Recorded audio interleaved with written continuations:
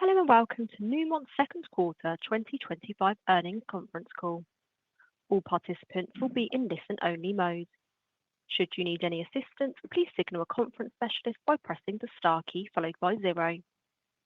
After today's presentation, there will be an opportunity to ask questions. Please note this event is being recorded. I would now like to turn the conference over to Chief Executive Officer Tom Palmer. Please go ahead. Thank you, Operator. Hello, everyone, and thank you for joining our call. Today, I'm joined by Natascha Viljoen, our President and Chief Operating Officer, Peter Wexler, our Chief Legal Officer, and as recently announced, our Interim Chief Financial Officer, along with the rest of my executive leadership team, and we'll all be available to answer your questions at the end of the call. Please note our cautionary statement and refer to our SEC filings, which can be found on our website. As we reported yesterday, on Tuesday of this week, 2 fall-of-ground incidents occurred at our Red Chris operation in British Columbia, blocking the access way to the underground work area of our non-producing project at this site. At the time of the initial incident, we had 3 business partner employees working underground, more than 500 metres beyond the affected zone. We asked them to relocate to a designated refuge chamber and confirmed that they had safely arrived in the chamber before the second fall of ground blocked the access way. This second fall of ground also impacted our underground communication system. All appropriate emergency response protocols were immediately activated, and operations at Red Chris have been suspended whilst we respond to the incident.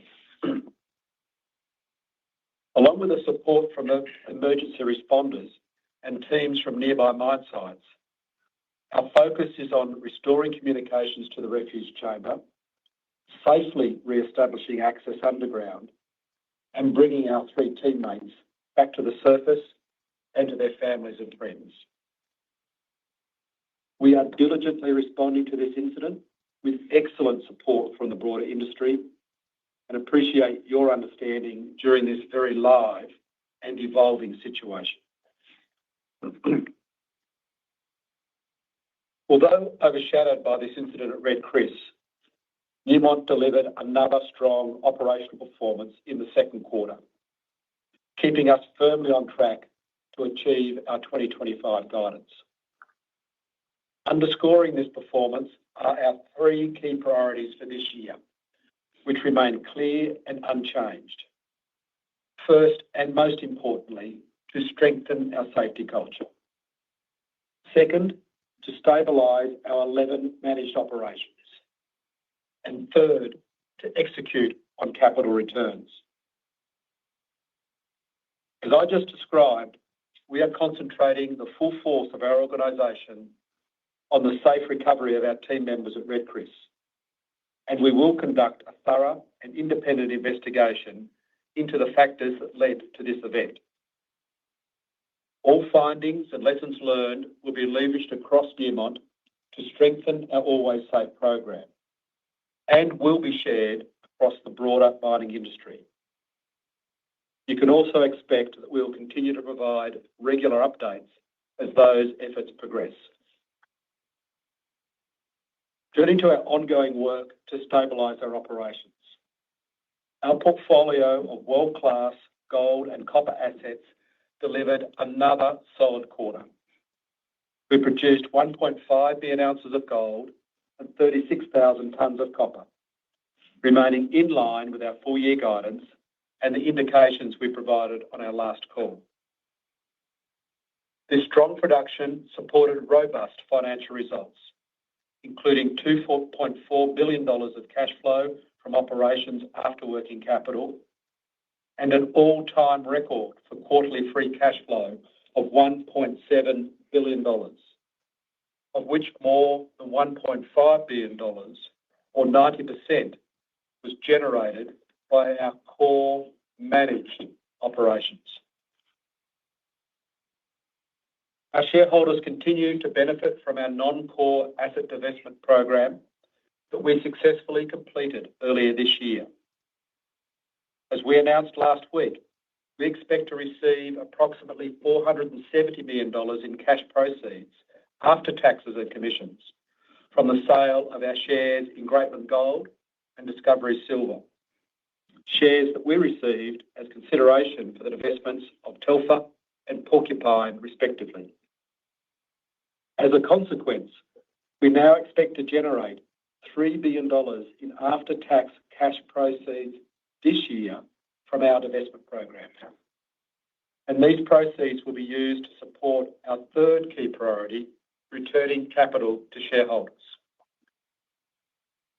Since our last earnings call, we have retired $372 million of debt and returned over $1 billion to shareholders through both regular dividends and share repurchases. And in addition to making meaningful progress on our existing program, our board has approved an additional $3 billion share repurchase program, doubling our total authorisation to $6 billion, of which $2.8 billion has been executed to date. With our strong second quarter results and continued operational and financial momentum, we remain firmly on track to meet our 2025 guidance, whilst also generating industry-leading free cash flow and consistently returning capital to shareholders through a predictable dividend and ongoing share repurchases. With that, I'll now turn it to Natascha for an update on our operations. Thank you, Tom, and hello, everyone. Before we jump into the details, I'd like to echo Tom's statements about our team members at Red Chris. Above all else, we are focused on bringing them home safely, and we are leveraging the strength and extensive experience of our global technical, operational, and safety teams with the support of our industry partners. Shifting now to our operational performance, this quarter underscores the resilience of our world-class portfolio, which has been thoughtfully assembled around high-quality, long-life assets. With this robust foundation in place, we are exceptionally well-positioned to organically deliver multi-decade value through our high-caliber operations, robust pipeline of projects, and deep bench of technical and operational leaders. Our second quarter operational results outperformed our previous expectations, effectively bookending the first half of the year and establishing a solid foundation for consistent delivery in the second half. This compelling performance was largely driven by production from our core managed operations, including higher than expected production from Cadia in the first half of the year due to higher grade ore from the current panel cave. And in addition, we have been able to noticeably reduce downtime related to plant maintenance. As previously mentioned, we expect production to decrease in the second half of the year as we continue to transition to our new panel cave, PC23. Peñasquito exceeded our gold production expectations in the first half of the year due to higher grade ore from the Peñasco pit. However, production is expected to shift from a higher proportion of gold to a higher proportion of silver, lead, and zinc content, primarily in the fourth quarter, as we move to lower gold grade areas in the Peñasco pit, as part of a planned sequence in this large polymetallic mine. And at Lihir, we delivered consistent production in the first half of the year. However, this will begin to decline in the second half of the year as we begin processing lower grade material as part of our planned mine sequence. What really stands out at Lihir is the steady progress we're making in bringing stability to both the mine and processing plant.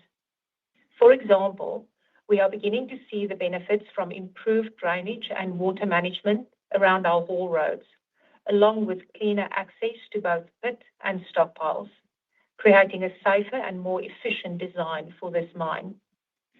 As a result, we've been able to park 9 trucks and materially reduce the contractor footprint, generating significant cost savings from this initiative alone. For the last 2 years, we have been on a journey of integration, rationalization, and optimization, with a view to creating value over a period of decades.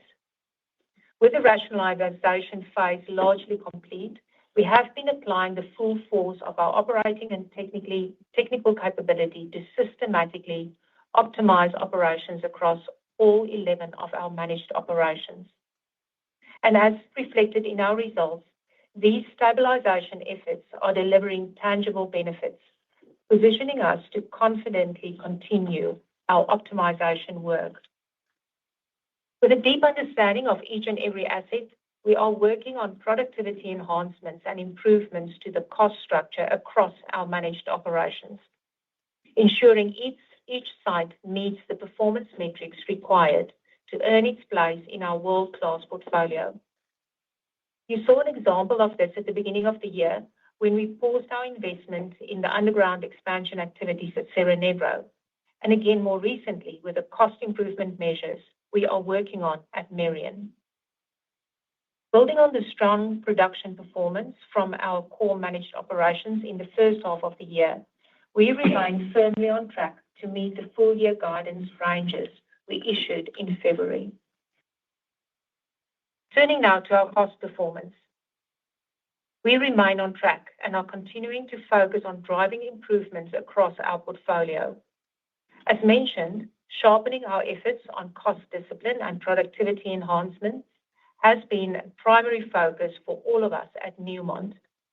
And as a result, our costs applicable to sales and our all-in sustaining costs are in line with the guidance expectations set at the beginning of the year.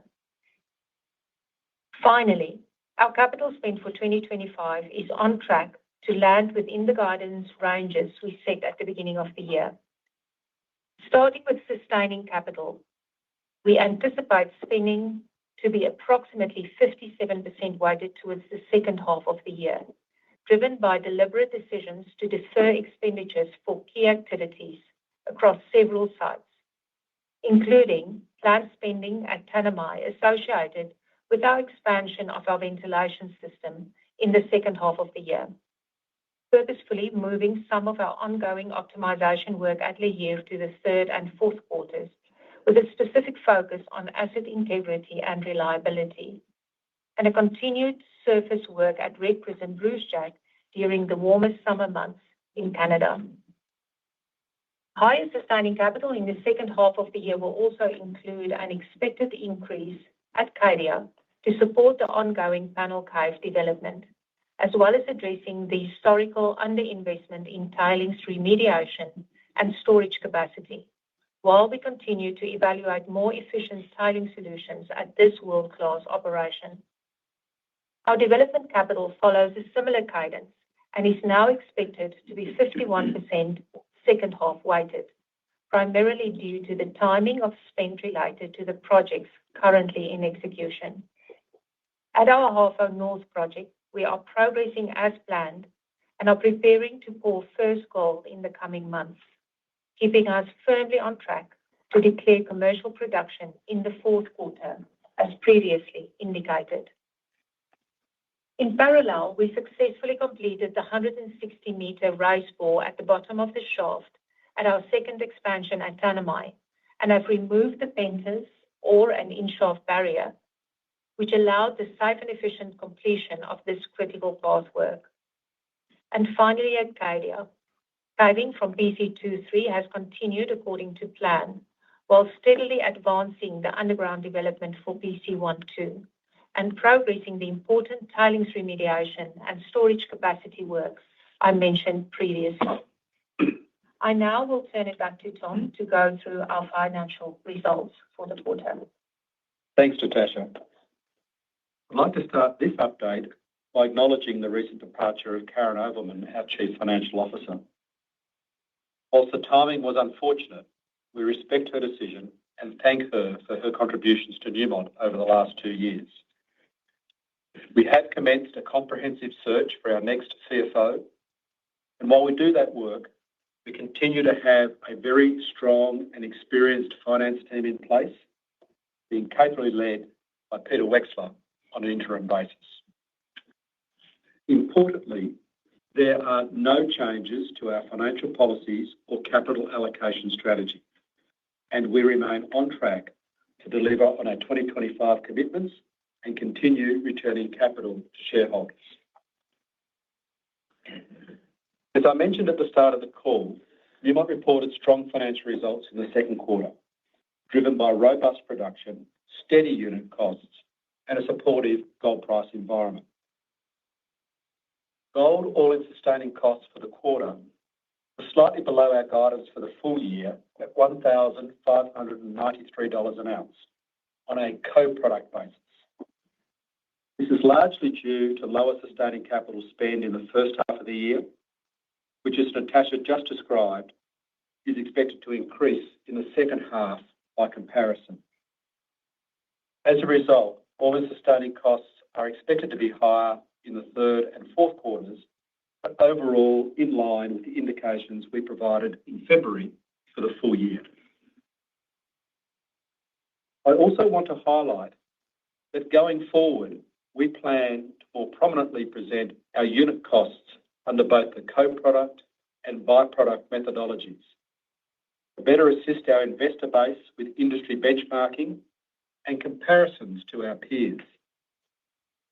By providing our unit costs under both methods, we aim to offer our investors better insights into the individual contributions of the metals that we produce in addition to gold, whilst also providing a more comprehensive view of Newmont's overall margin performance.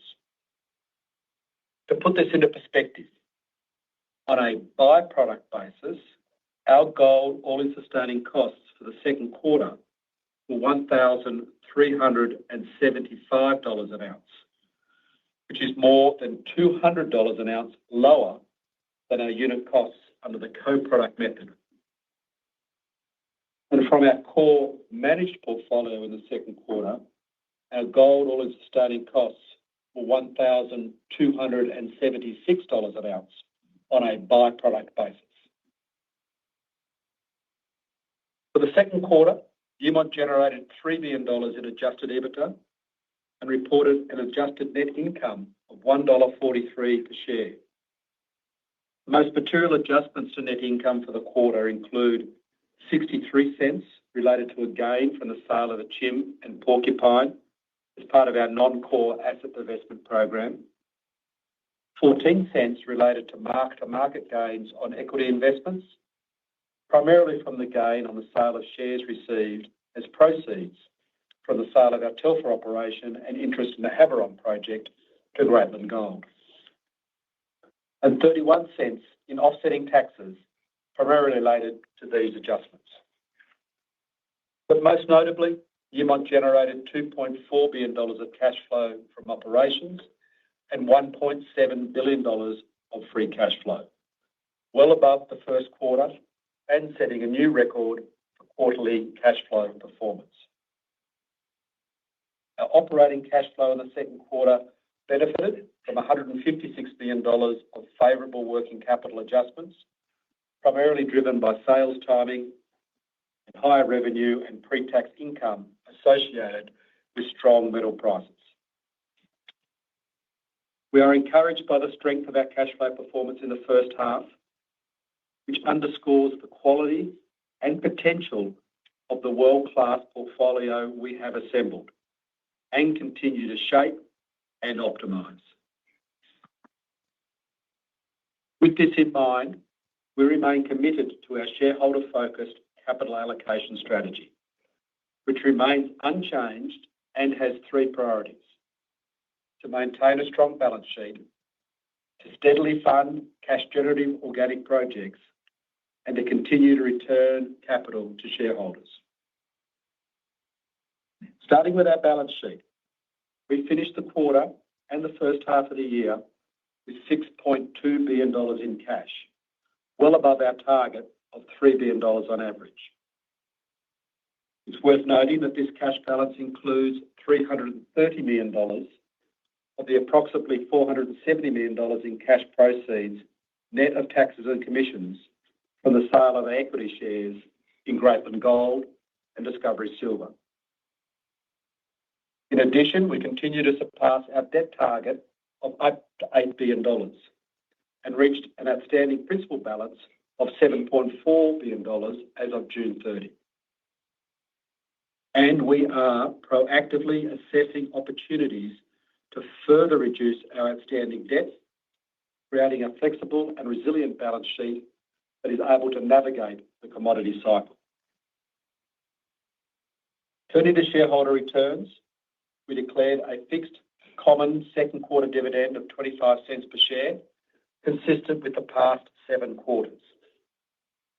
And since our last earnings call in late April, we repurchased $750 million of shares, bringing the total shares repurchased in 2025 to $1.5 billion. In total, since February last year, we have executed $2.8 billion in share repurchases. And as I mentioned earlier, our board has approved an additional $3 billion share repurchase program. This brings our total authorization to $6 billion, demonstrating the confidence that we have in our business and our commitment to rewarding our shareholders with predictable dividends and ongoing share repurchases in 2025 and beyond. In closing, we delivered a strong second quarter and first half of the year and remain on track to achieve our 2025 guidance and deliver on our commitments for the benefit of our shareholders. We achieved an all-time record quarterly free cash flow of $1.7 billion in the second quarter, and we continued to advance our disciplined capital allocation strategy, which includes strengthening our balance sheet through ongoing debt reductions and returning capital to shareholders through a predictable dividend and continued share repurchases, for which we have approved an additional $3 billion. Looking ahead, we will lean into the full capability of our teams and portfolio to leverage the momentum from our core managed operations in the first half of the year and continue building a stable and resilient future for Newmont. In turn, we are well positioned to reward our shareholders through growing free cash flow per share and consistent capital returns. However, we recognise that none of this matters until we bring our 3 Red Chris teammates home safe and sound. And with that, I'll thank you for your time and turn it back over to the operator to open the line for questions. Thank you. We will now begin the question and answer session. We ask that you please limit inquiries to 1 primary question and 1 follow-up question. To ask a question, you may press star, then 1 on your touch-tone phone. If you are using a speakerphone, please pick up your handset before pressing the keys. To withdraw your question, please press star, then 2. At this time, we will pause to assemble our roster.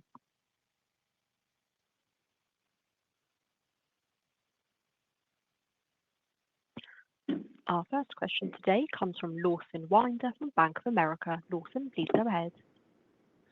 Hi, thank you very much, operator. Hello, Tom and team. Very nice quarterly result, and thank you for today's update. Could I ask about your capital allocation priorities as it pertains to acquisitions? Certainly, your valuation has improved, your results have improved, and you're generating significant free cash flow. Is there an appetite for further acquisitions at Newmont? And then further to that, is copper still viewed as a strategic metal for Newmont as it pertains to acquisitions? Thank you. Yeah, thanks, Lawson, and good afternoon. I'll be as clear as I can. Our focus is internal, and the best use of our capital is to buy back Newmont stock. And that's where you'll see us spend our time and attention. So internal focus, buying back Newmont stock. Your question around copper, we have copper producing assets in Red Chris, Boddington, and Cadia, and we have a magnificent organic project pipeline. Next cab off the rank is likely to be the Red Chris Block Cave, which is a copper gold mine. So you will see us focus on a balance of copper in our portfolio as a gold mining company, but that copper exposure will come from our organic growth.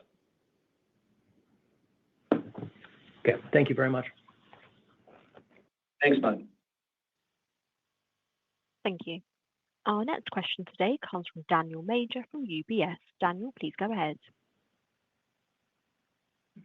Hi, Tom and team. Thanks for the questions. The first one, perhaps on management changes and management succession. Obviously, I guess Karen's departure was somewhat unexpected. Certainly, there's been some discussion in the market around Natascha's appointment as president, whether that's a precursor to any other management changes. Wonder if you can make any comments on this and whether Karen's departure impacts any other potential thinking about succession. Yeah, thanks, Daniel, and good afternoon. Or good morning, I think it's Daniel, isn't it? He's in London. He's in London, yeah. It's good evening. Evening. Sorry.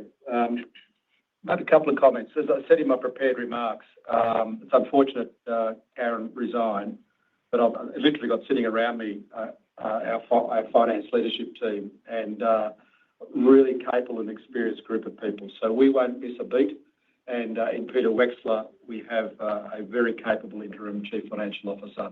So absolutely no concerns in terms of the strength and capability of our business. And I think we've got a real opportunity to think about the next CFO that we bring in for the next exciting chapter of Newmont. So that's part of a natural progression evolution in organisations. So very, very comfortable with where we sit with our existing team at the interim, and actually pretty excited about the opportunity we have in terms of that recruitment process. In terms of, and I didn't pick it up in our prepared remarks, but I'll take your question to have the opportunity to congratulate Natascha on her promotion to President and Chief Operating Officer, which we announced back in early May. Natascha's been with us almost 2 years now and has consistently demonstrated strong leadership and a deep commitment to safe and disciplined operational delivery. And the expanded role is the opportunity to give Natascha a balance of both strategic and operational focus, and also an opportunity for her energy, her passion and resolve to be continue to be critical attributes as we work to improve safety, cost and productivity over time.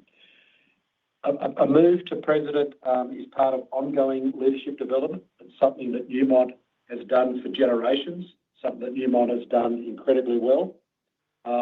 And I wouldn't read anything more into it other than a natural process of Newmont doing what Newmont has done very well for many years. And I'm sitting in this room looking around a number of people who have benefited from Newmont having a focus on leadership development, and I'm also a beneficiary of that. So hopefully, Daniel, that gives you some colour in terms of both the finance team and also Natascha's being president. Great. Thanks, Tom. That's some great colour. And then the second question, just on the cash flow outlook, you benefited from some working capital items during this period, I think payables, receivables, any colour on kind of any reversal and how that might impact free cash flow into H. And then the second part to the question, could you just remind us on how much of deferred proceeds from the divestments you have remaining and when they will expect to be coming? Yeah, thanks, Daniel. What you'll see with the free cash flow generation in the second half of the year is there's going to be pretty steady production coming through. So, for instance, third quarter is going to look pretty similar to the second quarter. As Natascha had covered, we'll see a step up in our sustaining capital in terms of that first half to second half weighting, pushing up to around 50% weighted in the second half. So obviously that'll come off our free cash flow. The other one to look at is our reclamation. And if you see first quarter to second quarter, that's stepped up, and that's about us building the momentum around the construction of the two big water treatment plants down at Yanacocha. So you'll continue to see an increase in that spend. I think it's around $600 million or thereabouts we want to spend this year on that. So that will step up to a steady state rate. So you'll see a bit more sustaining capital, steady production, and some of that reclamation spend will be factors in second half free cash flow. And of course, the other area to keep in mind is we're enjoying our current gold price levels, and we'll start to see some tax payments from those higher gold prices. Taxes and royalties start to flow through. In terms of some of the equity positions, we're able to basically we're out of Discovery Silver, so there's nothing left there. So those sales over the last couple of months, I mean, the Tony and team can charge on and deliver from Porcupine. We've still got some shares in Greatland Gold that are part of that transaction. I think and a deferred. We've got deferred cash payments from both Discovery, and we've got some deferred contingent payments. I think we announced at Discovery the deferred cash payments are around $150 million, and they're payable in equal tranches over a 4-year period starting at the very end of 2027. And then in Greatland Gold, we've got some deferred contingent payments of the order of about $100 million, and we've got about 9.9% left in Greatland Gold, and there's some covenants around when we can dispose of that. We're freeing. We've got a position in Orla still that came with the Musselwhite sale, free and clear of Eleanor in terms of Dilmar, free and clear of Chim with Zijin. So I think, Daniel, that probably gives you some of the key items in terms of that divestment program. Great, thanks very much. Thanks, mate. Thank you. The next question today comes from Fahad Tariq from Jefferies. Fahad, please go ahead. Hi.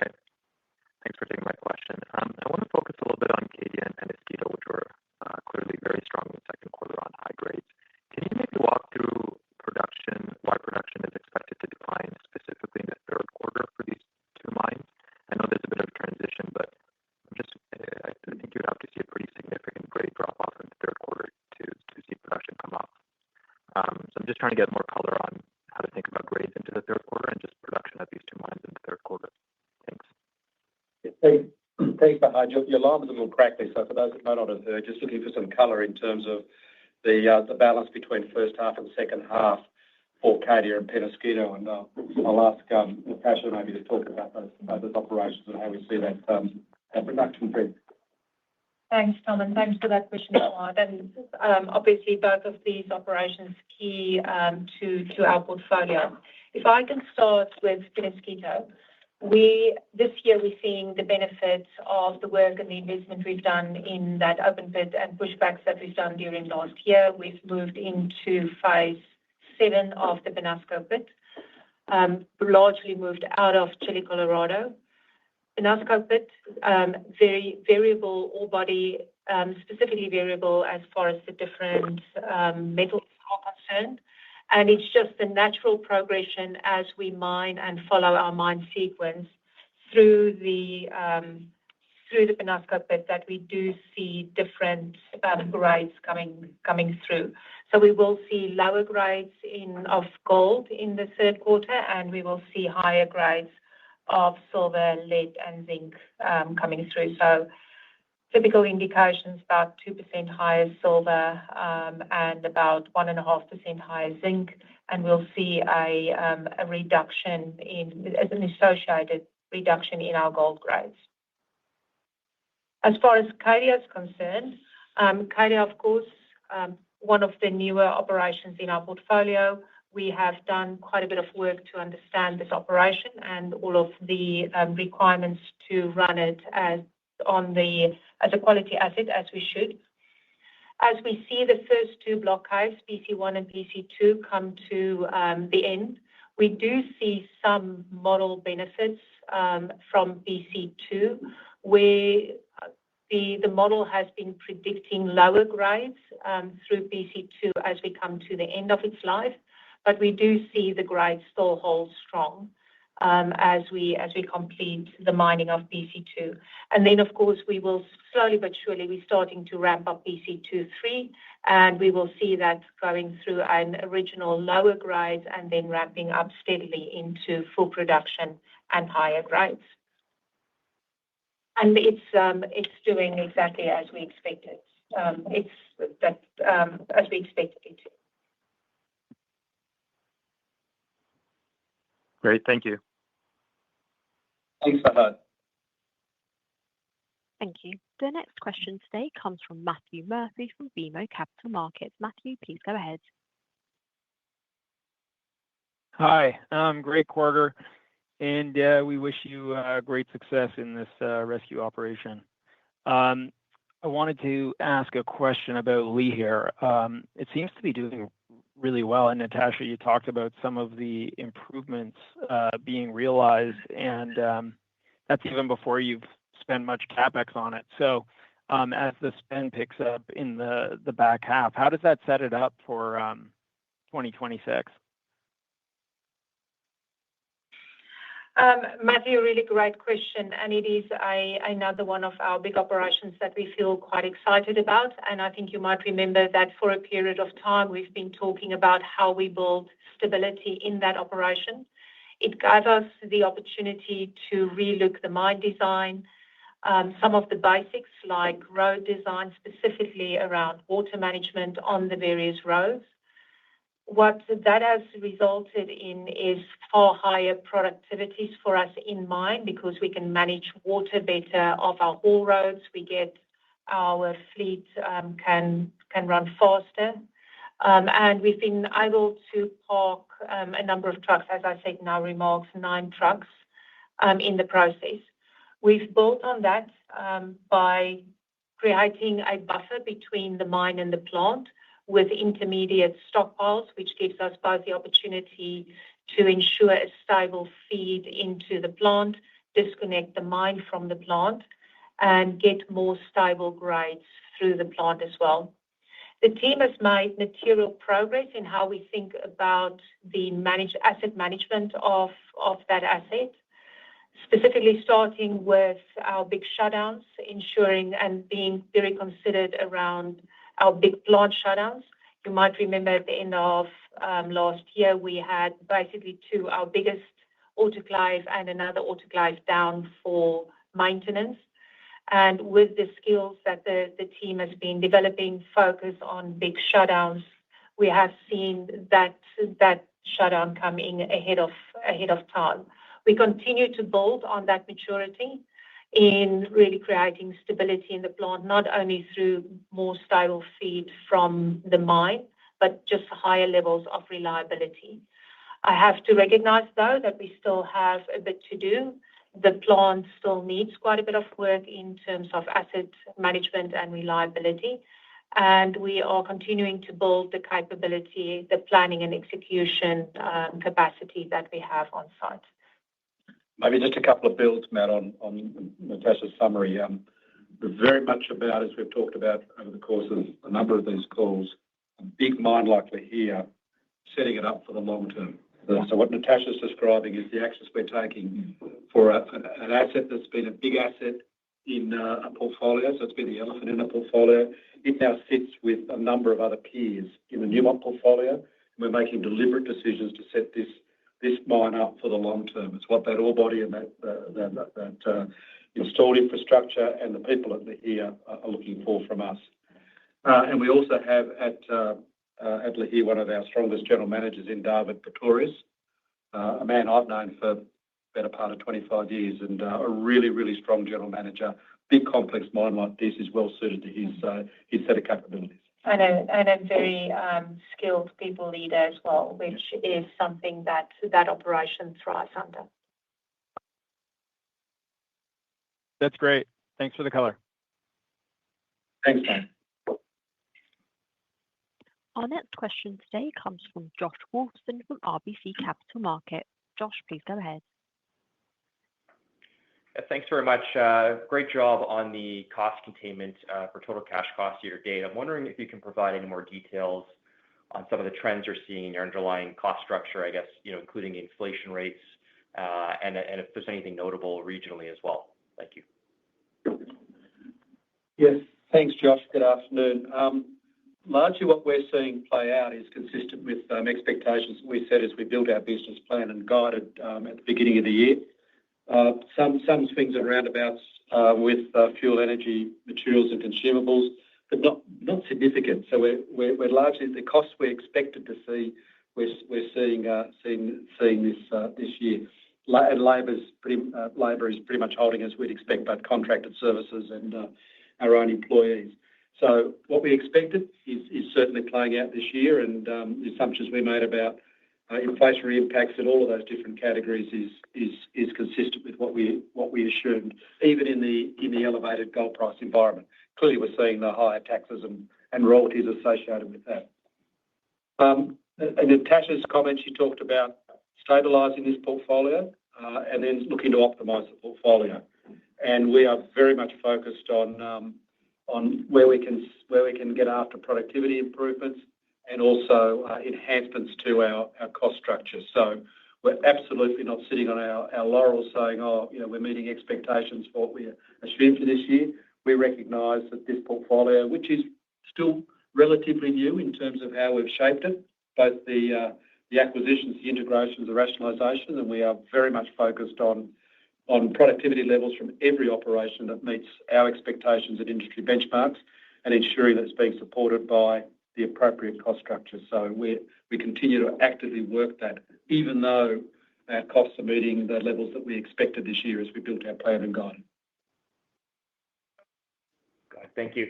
And as you sort of navigate, stabilizing the operation, when you think about 2026 and what we should expect at that point, has there been any thought towards, which of the larger project updates we can expect and whether the outlook will be, beyond just a 12-month basis? Thank you.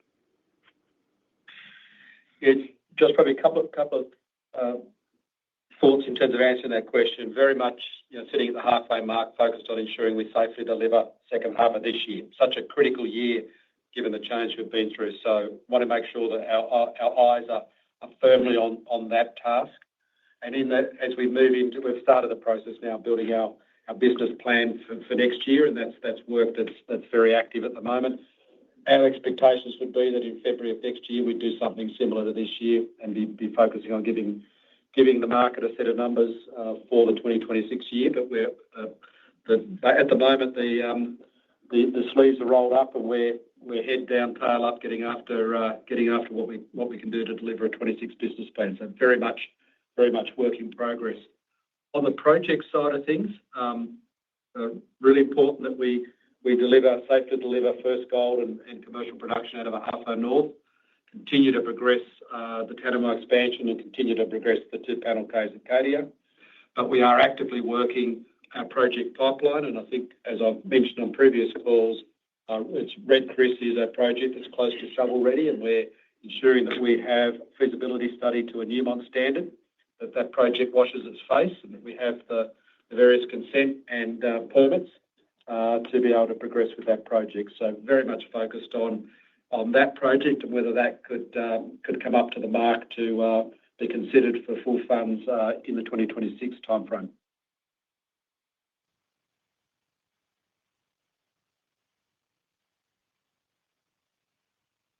Thanks, Josh. Thank you. Our next question today comes from Daniel Morgan from Barrenjoey. Daniel, please go ahead. Hi, Tom and Tim. How should we read production guidance? Basically, I think you beat your own plans by circa 100,000 ounces this quarter. Just trying to clarify, was that an unexpected bonus versus the plan? Was it a bring forward of stuff in the second half to first half, or how do you, why not lift guidance somewhat? Is it pitched conservatively, or have you just brought forward ounces from half two? Thank you. Yeah, thanks, Daniel. Good morning. If you think about, I think, as Natasha answered the earlier question, you've certainly got a couple of big assets in Cadia and Penasquito. Cadia moving into some lower grades out of those panel caves is what our expectations are.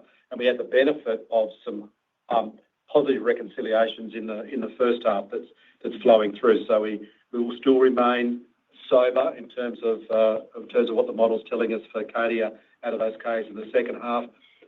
Penasquito's running beautifully, and so we were able to get some good production through and through some of that material and benefited from some high metal production in the first half, but we do move into those lower grades in the second half. We looked at the second half. We've got Nevada Gold Mines as a pretty important contributor in the second half, fourth quarter weighted. So again, it's a not insignificant part of our Newmont portfolio, and so we want to make sure we're cautious around ensuring that we can see that line of sight in the second half. And we've got Yanacocha. We'll have a stronger second half in terms of some of the injection leaching work we've got happening on the heap leaches there. And we've got Ahafo North commission. Commissioning a new project has some risk associated with it. So again, being prudent in terms of how we think about the second half. So that's a little bit of colour, hopefully, Daniel. And when I think about where we sit with our production, yep, we've had a good, solid first half. We provided a number which had a range around it, and I think we're still sitting comfortably within that range, and so we're firmly on track to meet our guidance. Thank you. And just a follow-up question, possibly one more for Natascha, which I guess is two-part. It's projects. So first, can you please just expand on the Tanami shaft works? Is the risk of overbreak now behind us? Is it concrete line? Maybe go into a bit more detail. And then just on Ahafo, can you expand on the works remaining to first production and any risks that are front of mind? Thank you. Thank you, Daniel. Let me start with Tanami Expansion 2. The risk of the overbreak on the lower part of the shaft is truly behind us. We have completed the raise bore through the concrete super bund that we've poured over at the beginning of end of last year into the beginning of this year. The penters has been removed, so we now have clear access to the entire shaft. And we're still putting a lining in at the bottom half or the bottom end of that shaft to make sure that there's alignment with the top half and that there's smooth access to the bottom. The equipping of the top half is progressing well, and as soon as we complete the lining in the bottom half or the last bit of the shaft, we will complete that equipping as well. Underground operations are going to schedule. So I think everything there, the highest risk elements are behind us, and now it is the focus on completing the remaining work under the leadership of also a very strong project director, General Manager Lee Cox, and that team is going from strength to strength. Ahafo North is making good progress. We are getting ready for commissioning. We have indeed started commissioning in certain areas of the plant. As you would remember, we have started mining. We stockpiling material to get ready for the commissioning of the plant. So we're very well on track. There's a little bit of a small bore piping left, a little bit of electrical work still left. But by and large, the large construction work basically complete. And we're very excited to go and see the first gold. Thank you so much for your perspectives, Tom and Natascha. Thank you. Our next question comes from Anita Soni from CIBC. Anita, please go ahead. Hi, good evening, Tom. I just wanted to ask a little bit more about Red Chris. On Red Chris, could you just let me know? I think that you had mentioned that there was an initial fall of ground, and then the workers were asked to go to a refuge station. That fall of ground, did that happen in the decline?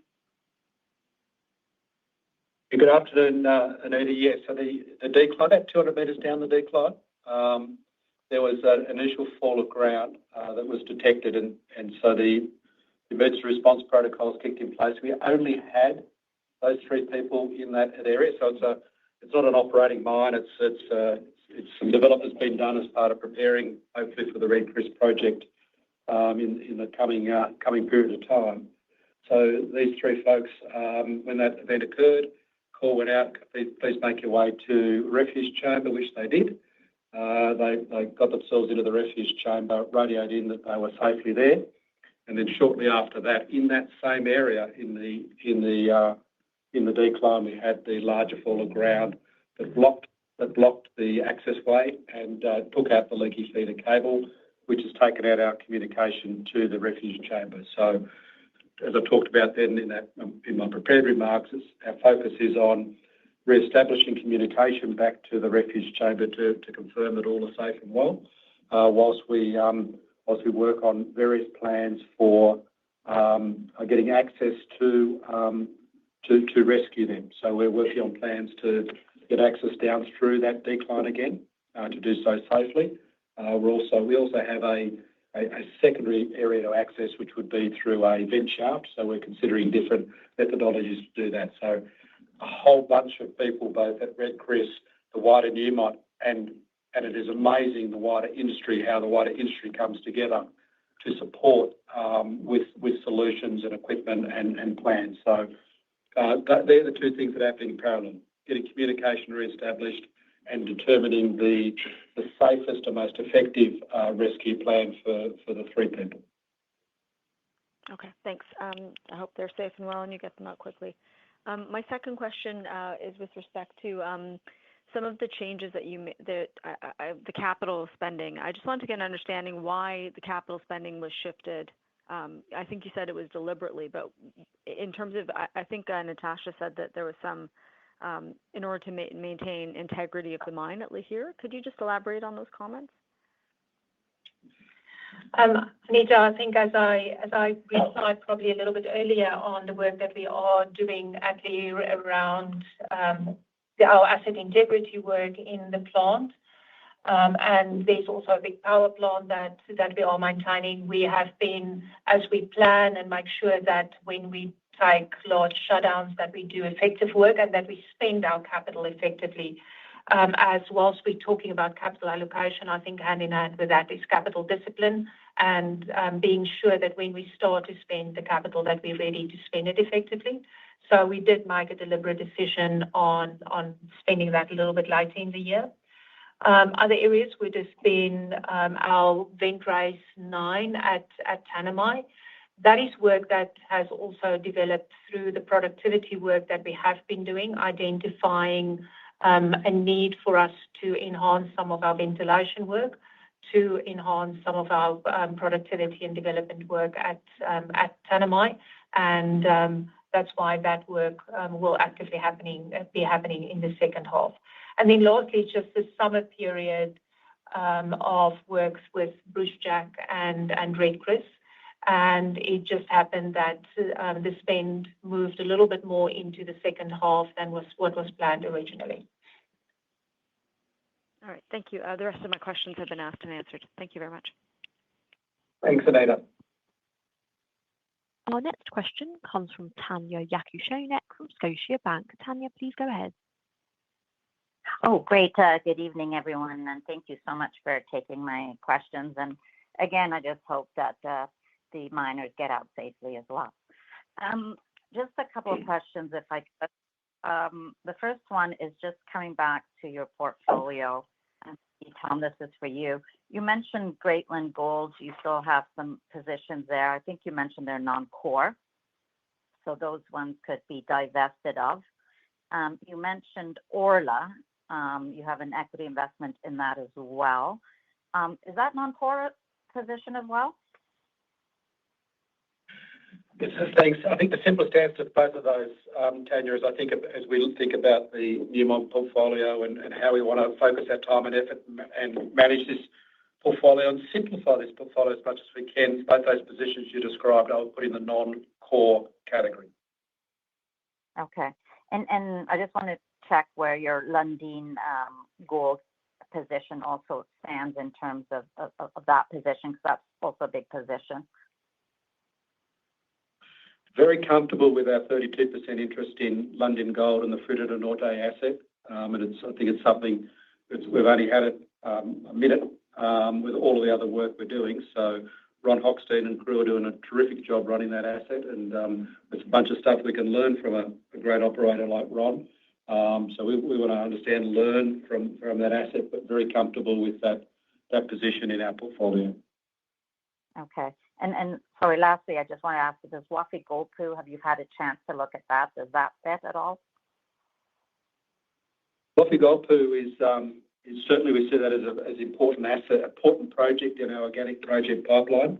It's something that we're actively working on in terms of the negotiations with the PNG government on converting a framework memorandum of understanding to a mineral development contract, which then enables you to get a special mining lease. Working very closely with the team at Harmony as we navigate through that. So very much looking at Wafi-Golpu as an important project in our organic project pipeline, and these negotiations are important in getting some clear stability around any investment decisions that may come down the track with a project such as Wafi-Golpu. Okay.